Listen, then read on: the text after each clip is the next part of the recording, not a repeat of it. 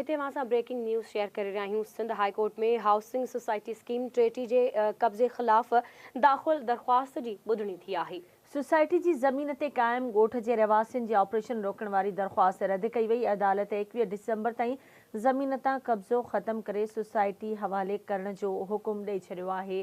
अहम ख़बर नासिरवा खे ॾियूं पिया। सिंध हाई कोर्ट में हाउसिंग सोसाइटी स्कीम 33 ते कब्ज़े ख़िलाफ़ दाख़िल दरख़्वास्त जी ॿुधणी थी आहे। सोसाइटी जी ज़मीन ते क़ाइम ॻोठ जे रहवासियुनि जे ऑपरेशन रोकण वारी दरख़्वास्त रद्द करे छॾी आहे। अदालत 21 डिसंबर ताईं ज़मीन तां कब्ज़ो ख़त्म करे सोसाइटी हवाले करण जो हुकुम ॾिनो आहे। तफ़सील मालूम कंदासीं। असां सां लाइन ते मौजूद आहे कराची में आवाज़ न्यूज़ रिपोर्टर शहजाद जलवानी। जी शहजाद।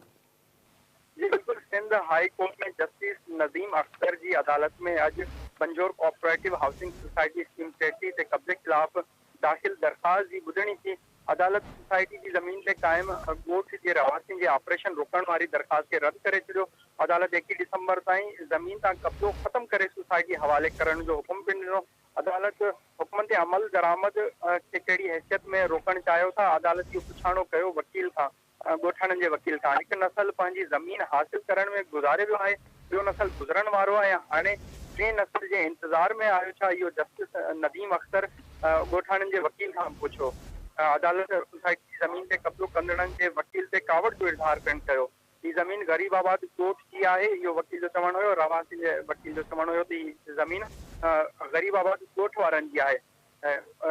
जस्टिस नदीम अख्तर पुछो त ॿुधायो वञे त छा शहरी इलाइक़नि में ॻोठ आबादी जी इजाज़त केडीए ॾिनी आहे या कंहिं ॿिए ॾिनी आहे? त वकील जो चवणु हुयो त 1000 माण्हू रहनि था ॻोठ में, उनखां अलावा मस्जिद ऐं स्कूल पिणु उते मदरसा बि ठहियल आहिनि। त जस्टिस नज़ीम अख्तर इन ते जवाबु ॾिनो त 1000 माण्हू हुजनि या केतिरा बि हुजनि, कब्ज़ो त कब्ज़ो हूंदो आहे। उनखां अलावा अगरि तव्हां वटि को सर्टिफिकेट वग़ैरह आहे ॻोठ जो त उहो पेश कयो वञे। जी ठीकु आहे, मुंहिंजी महिरबानी शहजाद जलवानी अपडेट करण लाइ।